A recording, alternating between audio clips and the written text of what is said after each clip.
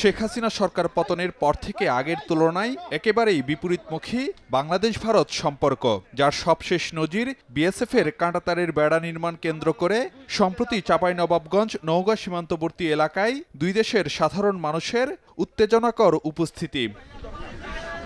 এমন অবস্থায় বিজিবির প্রতিবাদের মুখে সীমান্তে কাঁটাতারের বেড়া নির্মাণ বন্ধ করে দেয় বিএসএফ। পররাষ্ট্র মন্ত্রণালয়ে তলব করা হয় ভারতের হাইকমিশনারকে। বিশ্লেষকরা বলছেন, সীমান্ত এলাকায় যাতে উত্তেজনা আর না বাড়ে সেজন্য রাখতে হবে বাড়তি সতর্কতা।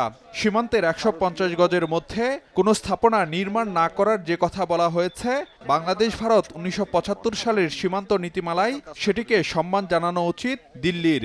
যেহেতু জনগণ সমৃদ্ধ হয়ে যাচ্ছে, কাজে এর মধ্যে ভোলেটিলিটিটা বেড়ে গেছে, মানে এখন এটা হাতের বাইরে চলে যাওয়ার একটা আশঙ্কা তৈরি হয়েছে এবং সে কারণে একটু বাড়তি সতর্কতার দরকার।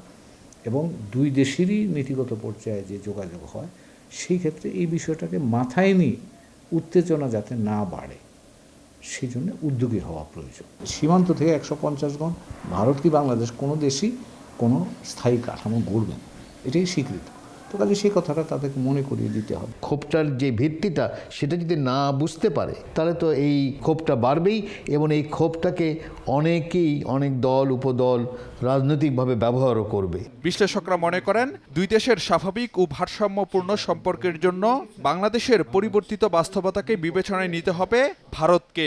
সেই কাজটা যতক্ষণ পর্যন্ত না হবে ততক্ষণ পর্যন্ত বাংলাদেশের সাথে তার এই যে সাযুজ্যের জায়গাটা তৈরি হবে না এবং সেটা না হলেই খানিকটা টেনশন থাকবে। তবে দুই দেশের স্বার্থে সম্পর্ককে যত দ্রুত স্বাভাবিক করা যায় ততই আমাদের জন্য মঙ্গল। করণীয় অনেক কিছু আছে।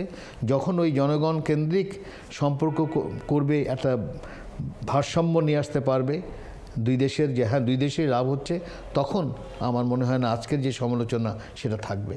বিশ্লেষকরা বলছেন, সম্পর্কের ক্ষেত্রে একপাক্ষিক নয়, ন্যায্যতার ভিত্তিতে দেখতে হবে উভয় পক্ষের স্বার্থই।